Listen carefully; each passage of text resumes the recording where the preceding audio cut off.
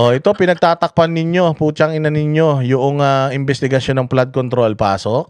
Raw ng Senate Blue Ribbon Committee sa Ombudsman ang pag-imbestiga sa flood control scandal. Pero may ikinakasaraw na bagong investigasyon ng komite. Yan ang agenda report ni Joan Manalo. Ipapasa na ng Senate Blue Ribbon Committee sa Ombudsman ang investigasyon Oh, putang ina niyan. Ipapasa na ng Blue Ribbon Committee yung investigasyon ng flood control project sa Ombudsman. Wala na. Tapos na. Yan yung sinasabi natin. Oh, dahil si Erwin Utog, si Erwin Libog, dahil involved siya diyan sa flood control. Sabi nung 18 Marines, naghahatid daw sila din ng pera sa kanya, pati babae. O kaya tuwan-tuwa siya na yung 18 Marines nabawasan ng 4, 14 na lang sila. O syempre ka ba naman, hindi ka ba naman matutuwa kung sangkot ka dun sa mga isinusumbong ng 18 Marines? But ito yung sinasabi natin na gustong-gusto ng taong bayan itong flood control. Actually, wala na nga silang balak manood ng impeachment ni Inday Sara. Gusto na nga nilang bumalik sa flood control. Noong nakaraan, sinasabi ni Erwin Tulfo, magkakaroon ng mga flood control, iimbestigahan natin yung flood control. Oo, iimbitahan natin yung 18 Marines na yan. Ang daming pinagsasabi nitong putang ng Erwin Tulfo na to, tapos ngayon, biglang ayaw niya ng imbestigahan yung flood control. Pucha yan, trabaho ng Blue Ribbon Committee yan, trabaho ng Senado yan, ipapaubaya na daw nila kay Ombudsman. Pwede naman na mag-imbestiga si Ombudsman, tapos kayo mag-imbestiga din, tapos gumawa kayo ng mga gumawa kayo ng mga komite or mga committee report or mga recommendation para matulungan ninyong Ombudsman. Tarantado kayo. Erwin Tulfo, gago ka. Yan ang sinasabi natin, inilagay mo kasi yung Blue Ribbon Committee sa isang taon pa lang nagiging senador, tapos hindi naman investigador. Tamad talaga yan. Hindi talaga yan alam ni Erwin Tulfo kung paano mag-iimbestiga. Kasi wala mang alam yan. Newscaster lang yan eh. Broadcaster man lang yan. Wala mang alam sa paggawa ng batas yan. Wala namang alam sa pag-interpret ng batas yan. Bobo yan. Bendalo nga yan eh. Hindi naman investigador yan. Ibinigay mo. Tanga talaga to si Gatchal yan eh. Ibinigay niya yung flood control dyan kay Erwin Tulfo. O natural. Tapos siya pa yung isa sa mga itinuturo netong mga 18 Marines. Sabay natural. Hindi niya iimbestigahan niya. Pag inimbestigahan niya dyan, lalabas yung pangalan niya dyan eh. Lalabas yung pangalan ng mga kasamahan niya sa congressman dahil tao man ni Romualdez yan si noon eh. Noong nakaraang bago pa maging senador yan, putya aso ni Romualdez yan si Erwin Tulfo. Nakita niyo, di ba magkasama yan sila sa palengke, tinitimbang yung mga itlog doon. Kaya nga dumami pera ng ulol na yan eh. O tao ni Martin Romualdez yan. Siyempre, putyang ina, alam naman niya na si Martin Romualdez ang tutunguhin nito at papunta to sa Malacanang. Pucha, kaya hindi niya na ngayon iimbestigahan. Akala ko ba nire-represent ninyo yung boses ng taong bayan? Yan ang gusto ng taong bayan eh. Na mag-imbestiga sa flood control. Ba't ayaw nyo? Di ba sinabi mo na yung minority ang ayaw ng flood control? Sinungaling ka talaga. Mantakin mo, ayaw ng minority ng flood control hearing tapos ibinigay mo sa ombudsman. Di ibig sabihin, sumunod ka sa minority? Ang ina kaya pinapakalat niya yung mga balita nung nakaraan na hinihikayat siya ng minority na itigil yung flood control investigation.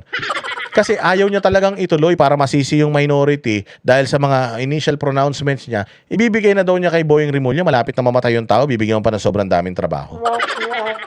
Ituloy niyo yung investigasyon, magreklamo tayo mga kababayan, hindi pwedeng ganito. Pag binigay nila yan sa ombudsman, hindi na televised yan. Pag ibinigay nila yung investigasyon sa ombudsman, putay na hocus-pocus na yan kasi dapat yan nasa Blue Ribbon Committee yan para naka-live, para nakikita natin mga bossing. Kaya nila nilagay yan doon sa ombudsman para hindi na natin marinig. O para sila na lang may kapangyarihan, iimbestigahan nila yung mga taong gusto nilang imbestigahan, ipapakulong nila yung mga gusto nilang ipakulong. Hindi maririnig ng tao. Yung mga testimonya, yung mga ipapatawag nila doon ng mga resource person dyan sa Senate Blue Ribbon Committee.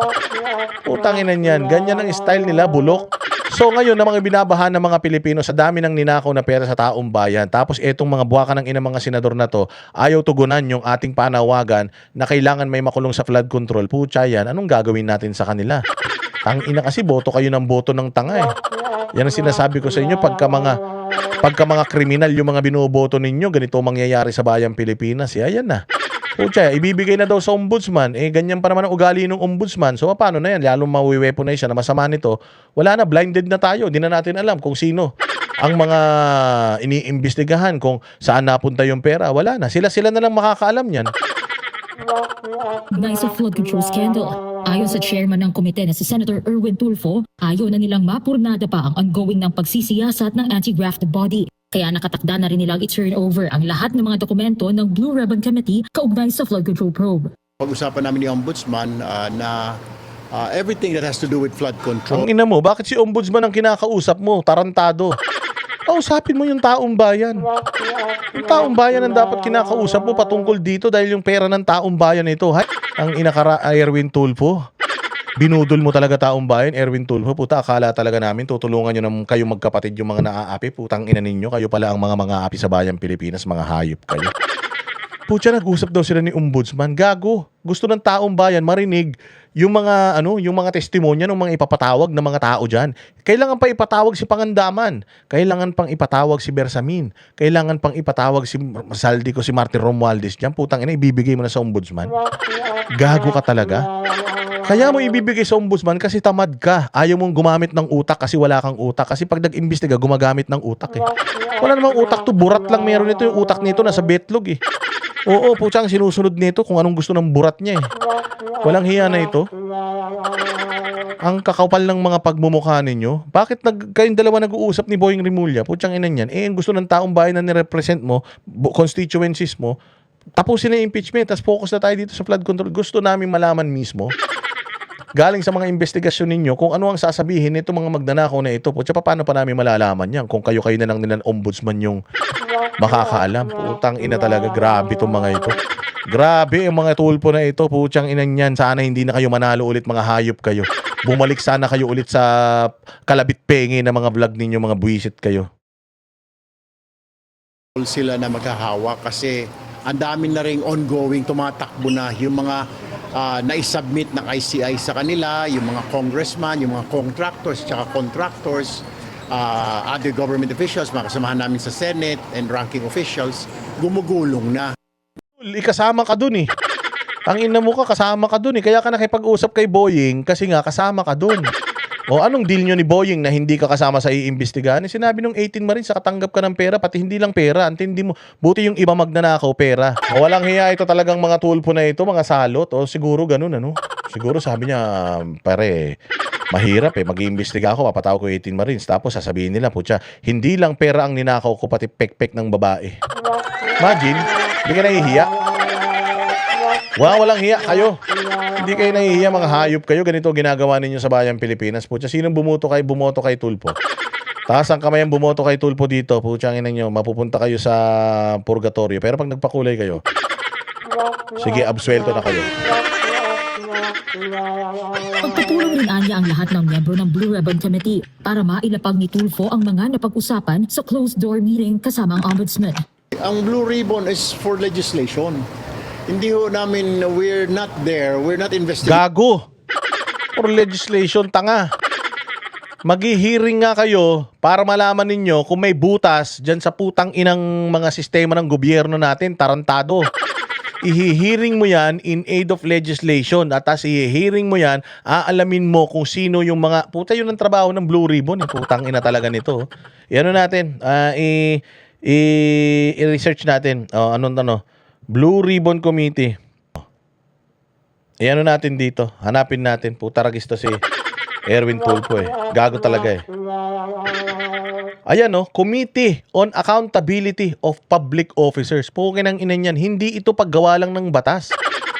Accountability of Public Officers and Investigations. Putang ina mo ka, gago. Tarantado ka talaga. The Senate Blue Ribbon Committee is formally called the Committee on Accountability of Public Officers and Investigations. Nag-iimbestiga kayo dyan ng mga paglabag, pangungurakot ng mga taga-gobyerno. Gago, anong sinasabi mong aid of legislation lang? Putang ina ka, bobo ka talaga. Walang hiya ka talaga. Its central job is to investigate alleged wrongdoings in government and other matters of public interest in aid of legislation.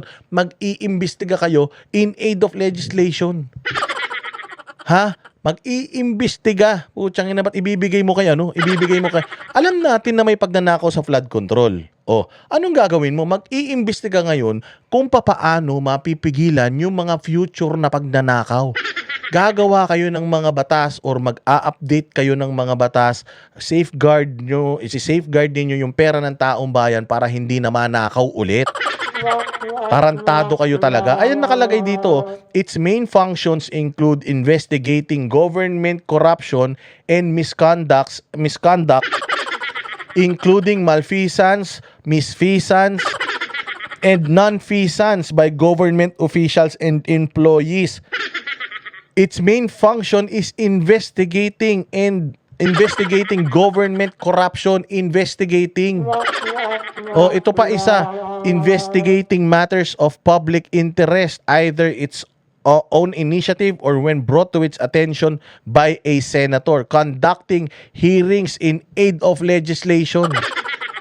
Examining accountability of public officers including issues involving government agencies, branches, subdivisions and instrumentalities, making findings and recommendations.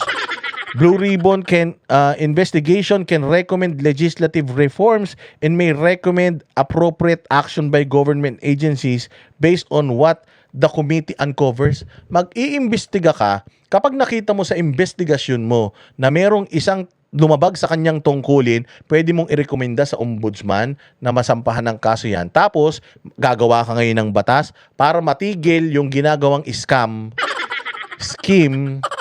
at pambubudol o sindikato ng mga putang inang mga magnanakaw na ito sa gobyerno. Gag ka, sinasabi mong legislation lang, tarantado. Nag-iimbestiga kayo. The Blue Ribbon Committee is not a court. Hearing does not itself convict someone of a crime, impose a criminal sentence. Investigation is a legislative purpose. Mag-iimbestiga ka, you will uncover something, and from there, gagawa ka ng batas for it not to happen again. And these people na malabis sa kanilang kapangyarihan, gumawa ng malfeasance, misfeasance, lahat ng yan, pucha, iaano mo ngayon, i-refer mo sa ombudsman para yung ombudsman ang gagawa ng kaso according doon sa investigation mo. Tapos, irerekomenda nila yan dyan sa sandigan para mapanagot ito mga puta ina magnanakaw na to. Ganun, Erwin Tulfo. Di mo alam yan. Nagsenador ka, putsang ina, paano? Puro salsa lang ginagawa nyo, puro iyot ang ginagawa nyo, kaya naging bobo na kayo. Ito, in simple terms, Senate Watchdog Investigative Committee focus on government accountability, corruption, and matters of public interest. Public interest. Ha? Interest ng publiko. Primary to help Congress make or improve laws. Papaano kang mag-i-improve ng law, Erwin Tulfo, kung hindi ka na mag-iimbestiga? Kung ipapasa mo na sa ombudsman, di ibig sabihin, pwede nang maipakulong ng ombudsman yung mga nagnakaw sa pera ng taong bayan. Pero, dahil wala kayong investigasyon, hindi na kayo makakagawa ng mga batas para mapigilan itong mga pagnanakaw na ito. Bakit? Dahil magnanakaw kayo ulit? Bobo talaga. Tangina niyan, ibang klase. Sabi ko nga sa inyo, ako na magsenador. Pag ako nagsenador, putsang inang yan, ang gagawin ko, lahat ng mga manyakis tatanggalin ko sa Senado. Oo, ganun ang gagawin ko. Ika nga to prosecute or ika nga yung result. Hindi ka magpo-prosecute, tanga. Nakalagay nga doon, hindi naman kayo korte, bakit ka magpo-prosecute? Ang trabaho mo mag-investigate in aid of legislation. You can recommend to file cases against these people na na-uncover nyo dyan sa Blue Ribbon Committee na lumabag sa batas. Putang ina niyan. Simple-simple, Erwin Tulfo, ginagawa mong tanga yung mga tao. Akala mo lahat ng tao kamag-anak nyo, mga bobo eh. Hindi lahat ng tao kasing tatangan yung mga tulpo. Okay nang ina ninyo, tumanda na kayo dyan sa mga pinaggagawa ninyo, hindi nyo alam ang batas, putsang ina niyan. Marami na pong na-file ng mga Senate bills because of that flood control hearing ng Blue Ribbon. So enough na yon, yung mga nasampa nun, pwede bang mag-imbestiga pa kayo na mas malalim para mas marami pa kayo may isampa to safeguard itong pera ng taong bayan, mga kupal kayo, paano? Tangina, sangkot siya. Sabi nung 18 Marines, hindi ko sinabi yun ha, sabi nung 18 Marines yun ha. Hindi, pasensya na kung napapamura ako ng bonggang-bongga, ginagago tayo nito eh. Putang ina, ginagago tayo nito tapos hindi mo mumurahin, libre mangmura eh. Ginagago tayo nito, ginagawa tayong tarantado nito tapos hindi natin siya mumurahin. Pasensya na kayo ha. Tang ina nito. Napakahayop ng tao na ito. Ribbon. Yun naman ho talaga ang purpose ng Blue Ribbon, para makita po kung saan yung deficiency ng law na yon. Yun na nga, kailangan mo mag-imbestiga, enable for you to know yung vulnerable na part ng batas na yun. Kung alin doon sa batas yung hinahanapan ng butas nito mga sindikato sa gobyerno para magnakaw. Yun ang trabaho mo, tanga. At kung hindi ka na mag-iimbestiga sa flood control, wala kang batas na magagawa at hindi mo makikita yung loophole, hindi mo makikita yung vulnerability o OGAG. Ika nga, hindi na maulit. Matatandaang nakapagpasa na rin ang partial report ang komite sa ilalim ng pamumuno ng dati nitong chairman na si Senator Ping Lacson.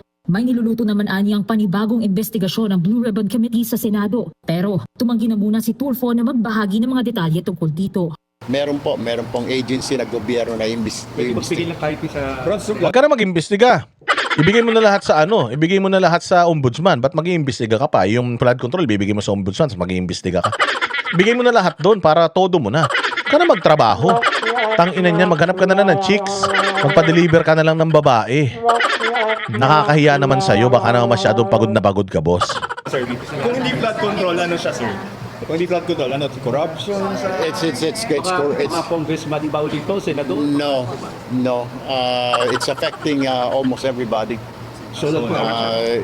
Not necessarily solar power, pero it pertains to no. Hindi niya alam. Wala pa, nag-iisip pa sila kung sino yung mga senador na pwede nilang ipakulong ulit. Hayop. Antindi mo, boss. Ibang klase ka. Walang ino